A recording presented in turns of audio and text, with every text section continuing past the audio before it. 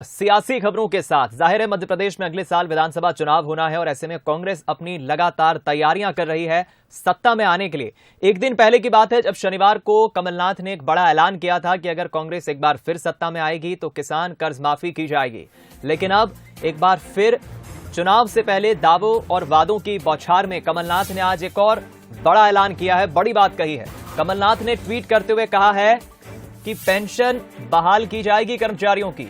शनिवार को किसान कर्ज माफी की बात कही थी, वादा किया था कमलनाथ ने, और अब कमलनाथ पेंशन बहाली, कर्मचारियों के लिए पेंशन बहाल करने की बात कह रहे हैं। हालांकि एक दिन पहले जब किसान कर्ज माफी की बात कमलनाथ ने कही थी उस पर सीएम शिवराज ने चुटकी ली थी और कहा था कि काठ की हांडी बार बार नहीं चढ़ती।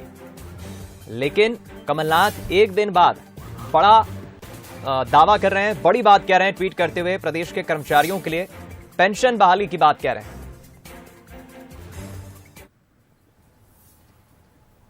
ट्विटर की झूठी चिड़िया आज फिर उड़ गई। उन्होंने वादा किया था, राहुल गांधी ने वादा किया था 10 दिन में कर्जा माफ, 1 2 3 4 5 6 7 8 9 10। अब 1.25 साल मौका दिया, उस पर नहीं कर पाए।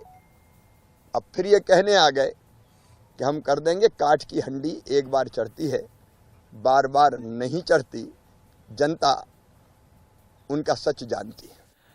और देखिए, गृह मंत्री डॉक्टर नरोत्तम मिश्रा ने भी कमलनाथ के इस बयान पर पलटवार किया है। उन्होंने कहा है कि कमलनाथ जी, मध्य प्रदेश आपके झूठे वादों को भूला नहीं है। एक भी बेटी को आपने 51,000 रुपए नहीं दिए। युवाओं से कहा ढोल बजाओ ढोर चराओ। सब जन हितैषी योजनाओं पर ताले डाल दिए थे।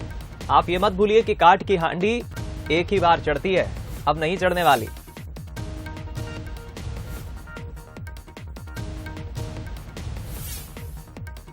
तो सुना आपने गृह मंत्री नरोत्तम मिश्रा। पहले आपको सुनाते हैं क्या कह रहे हैं कमलनाथ के इस बयान पर, क्या पलटवार कर रहे हैं। की हाड़ी एक ही बार चढ़ती है। लगातार झूठ बोलने से लोग भ्रमित नहीं होते। ये मध्य प्रदेश है। आपने नौजवान को बेरोजगारी भत्ता देने की बात कही थी। मध्य प्रदेश भूला थोड़ी है। एक बच्ची को भी आपने 51,000 रुपये नहीं दे पाए और घोषणा करते रहे आप बेटियों के लिए। हमारे सबरे योजनाएं जो जनहितैषी थी सब पर आपने ताला डाल दिया। ये नौजवानों को सुनहरे भविष्य का आपने दिखाया और फिर ढोल चराओ और ढोल बजाओ आपने कहा। ये भूला थोड़ी है मध्य प्रदेश। तो सुना आपने, गृह मंत्री नरोत्तम मिश्रा ने पलटवार किया है। और देखिए, राजनीतिक विश्लेषक तो ये तक कहते हैं, रामायण में आपने एक प्रसंग सुना होगा, जब लक्ष्मण मूर्छित हुए थे तो हनुमान जी संजीवनी बूटी लेने गए थे लक्ष्मण के लिए, और उस संजीवनी बूटी ने बड़ा काम किया था। कुछ ऐसा ही 15 साल बाद सत्ता में अगर कांग्रेस लौटी थी 2018 के विधानसभा चुनाव में, तो संजीवनी बूटी थी किसान कर्ज माफी का मुद्दा। चलिए हम रुक करेंगे। एग्जीक्यूटिव एडिटर मनोज सैनी जी का इस खबर पर हमारे साथ बातचीत करने के लिए जुड़ गए। मनोज जी, जाहिर है संजीवनी बूटी के तौर पर काम किया था कर्ज माफी के ऐलान ने कमलनाथ सरकार जब थी 2018 में, लेकिन ये तो बड़ा दावा कर रहे हैं कमलनाथ। देखिए दीपक, एक तो ये बिल्कुल हिमाचल गुजरात के बाद अब मध्य प्रदेश में भी ये लगने लगा है कि एकदम चुनावी मोड पर है दोनों पार्टियां। लेकिन पिछली दफा जैसा जिक्र आपने भी किया, बड़े वायदे, कई तरह के वायदे किए गए थे कमलनाथ सरकार की तरफ से, कमलनाथ जी की तरफ से। और राहुल गांधी ने मंदसौर में कहा था गिनती गिनते हुए कि 10 दिन में कर्ज माफ हो जाएगा।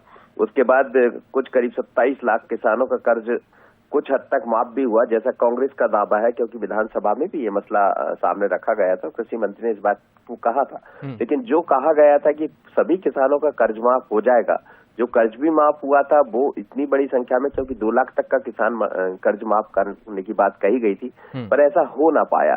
हुआ जरूर है। अब फिर एक बार कमलनाथ को लग रहा है कि सरकार की वापसी हो सकती है और चुनावी मोड पर हैं, तो उन्होंने कल भी ट्वीट किया। पहले कहा कि किसानों का कर्ज माफ किया जाएगा यदि हमारी सरकार आती। लेकिन अब हमें लगता है जितने वादे किए गए थे, आज दूसरा दिन है, तो अब कहा कि पंचायतों जो माफ करिएगा, जो पूर्व के कर्मचारी है जिनको पेंशन देना है, उनकी पेंशन बहाली की जाएगी, क्योंकि पेंशन का मुद्दा भी लंबे समय से उठाया जाता रहा है। तो कमलनाथ ने एक बार फिर एक नया, ये कह सकते हैं कि नए तरह से बात कह दी है। अब इसका कितना असर होगा, पर इतना जरूर है कि हमें लगता है कि आने वाले दिनों में और भी कई ऐसे वादे थे कमलनाथ सरकार के। जब वचन पत्र बना था, आपको याद होगा, तो उस वचन पत्र में 372 से ज्यादा वादे किए गए थे। तो क्या धीरे धीरे कर ये सब सामने आते रहेंगे? पर बिल्कुल चुनावी मोड पर मध्य प्रदेश की सियासत दिखाई दे रही है। बिल्कुल ठीक कहा आपने मनोज जी, बहुत शुक्रिया आपका इस बातचीत के लिए, हमसे जुड़ने के लिए। और चलिए, कमलनाथ के इस बड़े ऐलान पर हम राजनीतिक मेहमानों की भी जरा टिप्पणी ले लेते हैं, प्रतिक्रिया ले लेते हैं। हमारे साथ अवनीश बुंदेला जी, कांग्रेस प्रवक्ता हैं, और डॉक्टर हितेश वाजपेयी, बीजेपी नेता। दोनों मेहमान फोन लाइन पर जुड़ गए हैं, दोनों का बहुत स्वागत है। सबसे पहले अवनीश जी, जरा मुझे समझाइए, कांग्रेस अगर सत्ता में आई थी 2018 में, तो संजीवनी बूटी के तौर पर किसान कर्ज माफी ने बड़ा ड्यू फैक्टर, एक तरह से हम कहें बड़ा फैक्टर अदा किया था। लेकिन 15 महीने के बाद, जब 11 महीने के बाद कमलनाथ सरकार गई, बैंकों ने तो हाथ खड़े कर दिए थे कि साहब पैसे नहीं है किसानों को देने के लिए। अब अगर किसानों के बाद कर्मचारियों की ये बहाल होती है, पेंशन बहाल होती है, पैसा कहां से आएगा सर? देखिए दीपक जी, सबसे पहले तो एक बात स्पष्ट है कि पेंशन बंद हुई है अटल बिहारी वाजपेयी सरकार के समय, और आज हमने वादा किया, हमने छत्तीसगढ़ में इसको बहाल किया, राजस्थान में इसको बहाल किया, पहली चीज। और जो आप अभी किसान कर्ज माफी की बात कर रहे थे, इनके खुद कृषि मंत्री ने विधानसभा के पटल पर स्वीकार किया कि 27.5 लाख किसानों का कर्ज माफ हुआ है। अब हमारे वादे इन जैसे खोखले जुमले तो होते नहीं है कि 15-15 लाख सबके खातों में जाएंगे। देखिए, कर्ज माफ करना एक प्रक्रिया होती है कि जो बैंकों से नोटिस दिलाए जाते हैं, उसके लिए ये भ्रम फैला रहे हैं। लेकिन आश्चर्य दीपक भाई इस बात का है कि सरकार पिछले 18 साल से किसकी है? शिवराज सरकार की। बात कमलनाथ जी के वादों की हो रही है, मतलब कहीं ना कहीं मीडिया भी इस बात को मानता है, आप भी मान रहे हैं कि हाँ, कमलनाथ जी के वादों में दम है जी। तब तो आप उस पर चर्चा कर रहे हैं। कल भी मैं इसी विषय पर चर्चा कर रहा था आपके चैनल पर, हितेश वाजपेयी जी भी साथ में थे। मतलब कमलनाथ जी ने वादा किया है तो कमलनाथ जी में उस बात को निभाने का वादा है। नहीं सर, किसान कर्ज माफी तो हुई है, मैं भी स्वीकार करता हूँ, लेकिन पैसा कहाँ से आएगा? फिर चर्चा किस बात की मुझे बताएं दीपक जी। जब हुई है किसान कर्ज माफी, किया है माफ, अगर पूरे 5 साल कमलनाथ जी रहते तो दूध का दूध पानी का पानी हो जाता। लेकिन ये भाजपा सरकार नहीं चाहती थी कि किसान संपन्न हो, किसान फलें फूलें। इन्होंने किसान के अहित के लिए सरकार गिरा दी। इनके साथ जो गए सिंधिया जी, वो क्या कहते हैं, मैं सड़कों पर उतरूंगा। दीपक जी, आपको सड़कों पर उतरते दिखे क्या सिंधिया जी 2 साल से ऊपर? कहीं दिखे हो तो मुझे बता दें, मैं भी वो वीडियो देख लूं, शेयर कर लूं। चलिए, मैं छोटी सी जी इस पर टिप्पणी हितेश जी की भी ले लेता हूँ।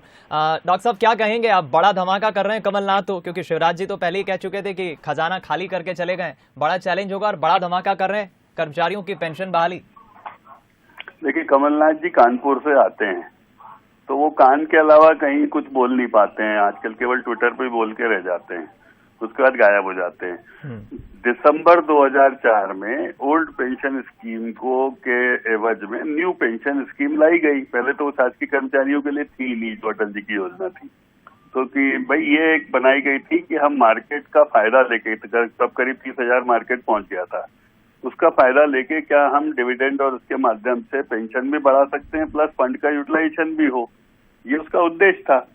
2004 से लेके 14 तक यही कमलनाथ जी, जो कानपुर के कमलनाथ जी है ना, ये यूपीए में मंत्री थे। मनमोहन सिंह मुख्यमंत्री प्रधानमंत्री थे, सोनिया गांधी जी अनऑफिशियली पूरी अध्यक्ष थी, यूपीए की चेयरमैन के नाते सारी फाइलें बुला के दस्तखत करती थी। फिर उसके अध्यादेश फाड़ने का काम बाहें फैला के राहुल जी करते थे। मतलब इन लोगों की अच्छी दादागिरी चली। 10 साल इन्होंने कुछ नहीं किया, उसका पूरा आनंद लिया ओपीएस का, ठीक है ना, पूरा आनंद लिया। एक लाइन का कहीं कोई प्रस्ताव नहीं आया कि भाई 10 साल का अब अनुभव हो गया है जी। देखिए, अनुभव तो अभी हुआ है ना कि भाई हम मान रहे हैं कि जो पेंशन 45,000 होना चाहिए, 25,000 होना चाहिए, वो 1,200, 1,500, 2,500, 5,000 हो रही है।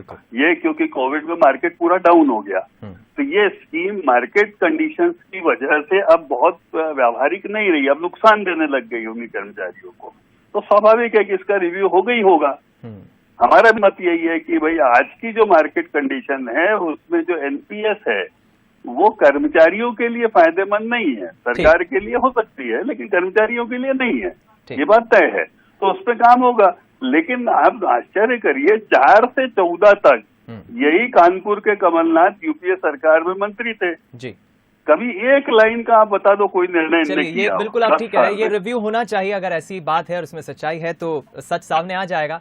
चूंकि मुझे एक टिप्पणी चाहिए थी, समय मुझे अब इजाजत नहीं दे रहा आगे इस चर्चा को बढ़ाने के लिए, तो बहुत शुक्रिया करूंगा दोनों मेहमानों का। डॉक्टर हितेश जी हमारे साथ जुड़े, अवनीश जी हमारे साथ जुड़े, और दोनों का अपना अपना तर्क है, लेकिन देखना होगा। बड़ा ऐलान तो किया है कमलनाथ ने, जनता इसे किस तरह से लेती है और 2018 के विधानसभा चुनाव में चुनावी रण में कितना फायदा कमलनाथ के इस बयान से मिल पाता है।